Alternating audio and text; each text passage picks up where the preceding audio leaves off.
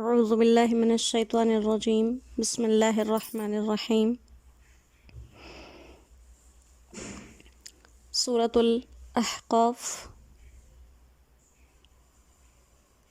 پارہ نمبر 26 ہے۔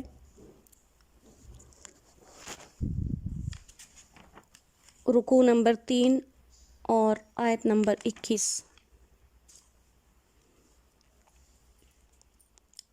وَاذْكُرْ أَخَا عَادٍ، اور یاد کیجئے عاد کے بھائی کو،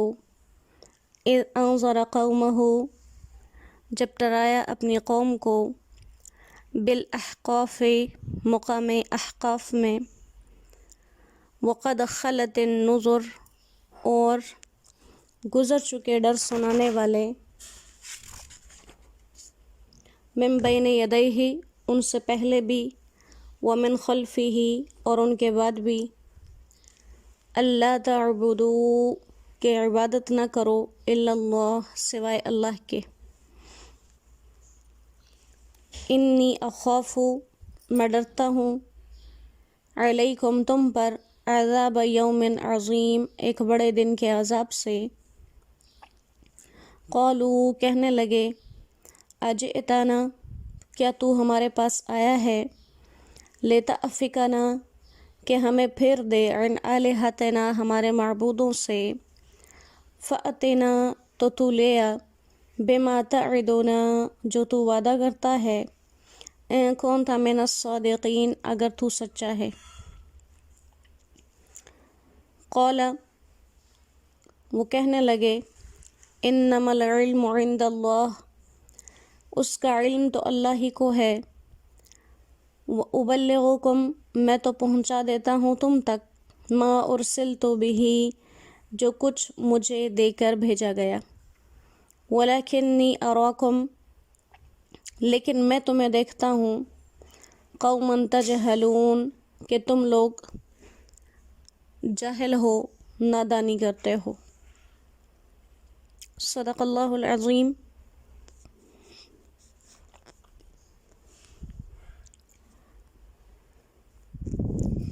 سورہ احقاف کی ابتدا میں قیامت کے احوال کا تذکرہ ہوا، اور آپ صلی اللہ علیہ وسلم کے سامنے توحید کا معاملہ رکھا، اس کے ساتھ ساتھ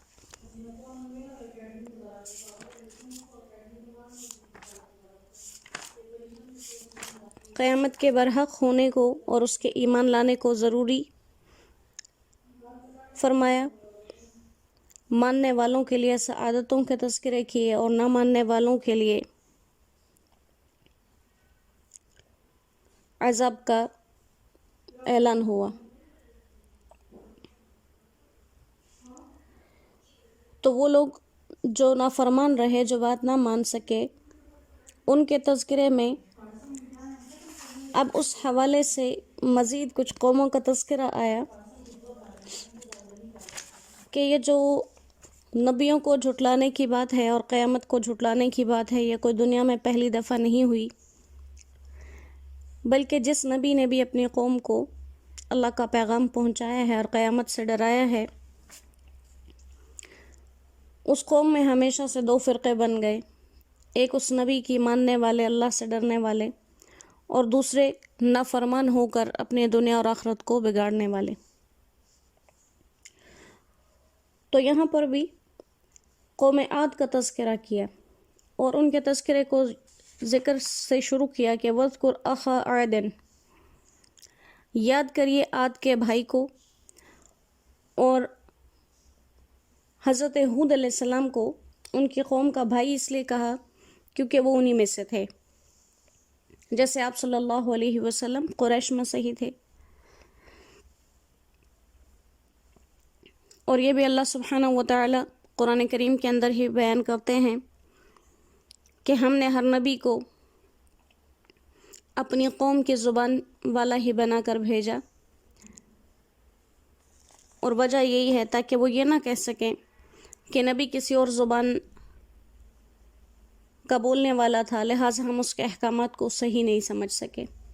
تو کہا کہ ان کا تذکرہ کیجئے جب انہوں نے اپنے قوم کو ڈرایا، اور قوم کو ڈرانے کے لیے مقام کا ذکر کیا احقاف، تو یہ ایک جگہ کا نام ہے، اور بعض تفاسیر میں احقاف کا ترجمہ کیا گیا ہے کہ وہاں پر ریت کے بڑے بڑے تودے تھے، مستطیل اور خمدار،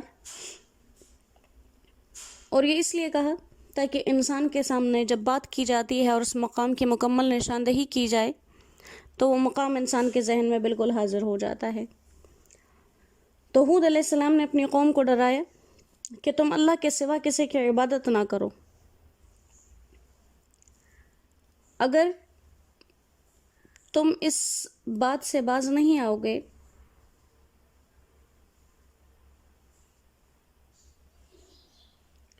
تو تم پر اللہ سبحانہ و تعالیٰ کی طرف سے ایک بہت بڑا عذاب آ جائے گا۔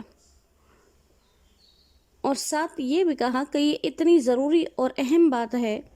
صرف یہی نہیں کہ قوم عاد کو ڈرایا گیا ان کے نبی کے ذریعے،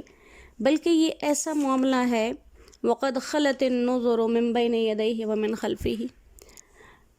کہ ان سے پہلے بھی اور ان کے بعد بھی بہت سے ڈرانے والے انبیاء گزر چکے، اور جیسے بہت سی چیزیں ہر نبی کی شریعت میں بنیادی حیثیت رکھتی تھی، جس میں سب سے پہلی بات یہی تھی کہ اللہ کے سوا کسی کی عبادت نہ کرو، تو اسی طرح سے کہا کہ اس معاملے پر بہت سے لوگ ڈرانے کے لیے آ چکے، بہت سے انبیاء آ چکے، پہلے بھی اور بعد میں بھی۔ اور ہود علیہ السلام نے ڈرانے میں کیا کہا کہ مجھے تم پر اندیشہ ہے ایک سخت دن کے عذاب کا، لہٰذا اگر اس عذاب سے بچنا ہے، اس سزا سے بچنا ہے، تو جو پیغام توحید تمہارے سامنے بیان کیا جا رہا ہے اسے قبول کر لو۔ تمہارے سامنے دو ہی راستے ہیں، یا تو جو اللہ نے حکم بھیجا اسے مان لو، نہیں تو تم پر عذاب آ جائے گا۔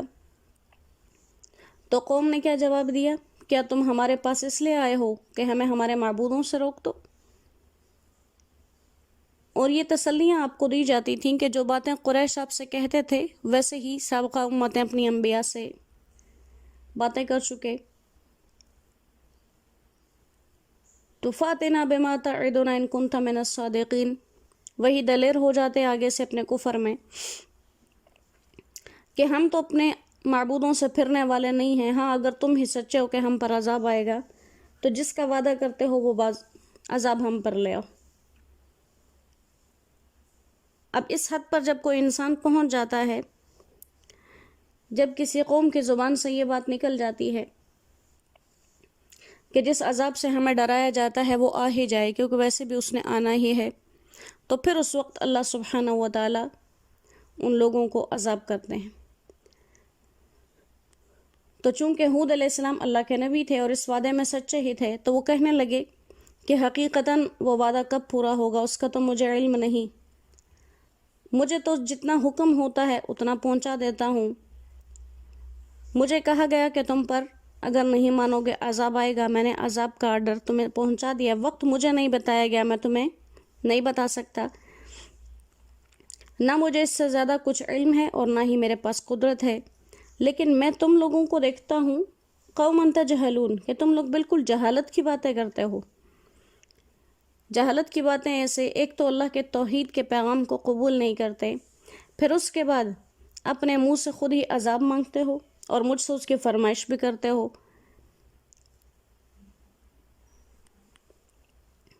البتہ میں اپنے دعوی نبوت میں تو سچا ہوں، جس پر دلیل بھی دے چکا کہ اللہ کی جانب سے تم پر عذاب آئے گا۔ تو جس واقعے میں تم شک و شبہ کر رہے ہو وہ واقعہ ہوگا، اس کا تو مجھے یقینی علم ہے، اور کب ہوگا یہ مجھے نہیں بتایا گیا، لہٰذا جب اللہ چاہیں گے تو اس عذاب کو دیکھ لینا۔ پھر ان کی قوم پر عذاب آیا تھا، اور وہ عذاب جو ہے ان کی ہلاکت کا ذریعہ بنا، باعث بنا، اور بچ نہیں سکے۔ آگے اس کا تفصیلی ذکر آ جائے گا انشاءاللہ۔ تو یہ عادات پچھلے اقوام میں گزری اور وہ ہلاک ہو گئے اپنی انہی باتوں سے، اور یہ باتیں ہمیں اس لیے بتائی جاتی ہیں کہ ہم اپنی زندگیوں میں ان چیزوں سے پرہیز کریں، ان چیزوں سے بچتے رہیں۔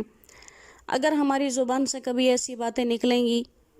کہ عذاب تو ویسے بھی آنے ہیں آ جائیں، قیامت تو ویسے بھی ایک دن آنی ہے تو آ جائے، جب ہماری زبان سے ایسی باتیں نکلیں گی اللہ اپنے عذاب دکھائیں گے، اور اس کے عذاب کی ایک ادنا سی نشانی وہ حالات ہیں جس میں گزشتہ 1 سال سے یہ پوری دنیا مبتلا ہے۔ تو لہٰذا انسان کو اگر وہ خطا کار بھی ہے تو اپنی خطاؤں پر نادم رہنا چاہیے، بہادر اور جری نہیں ہو جانا چاہیے کہ جو ہوگا دیکھا جائے گا، کیونکہ وہ عذاب کے وعدے اور عذاب ایسا برحق ہے کہ اس کے سامنے پھر کسی کے ڈٹنے کی جرات نہیں ہو سکتی۔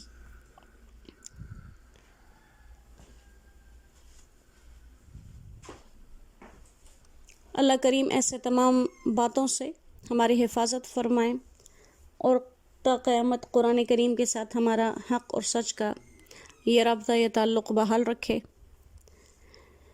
قرآن کو سیکھنے سکھانے والا اللہ ہمیں بنائے، اور اسی کی محنت کے لیے اللہ ہمیں تا دم آخر قبول کرے۔ ہمارے ایمان، ہمارے حالات، ہمارے واقعات کی اللہ خود حفاظت فرما لیں، اور اللہ ہی ہمارا مددگار ہو۔ وما علینا الا البلاغ وآخر دعوانا ان الحمد للہ رب العالمین۔ السلام علیکم ورحمۃ اللہ وبرکاتہ۔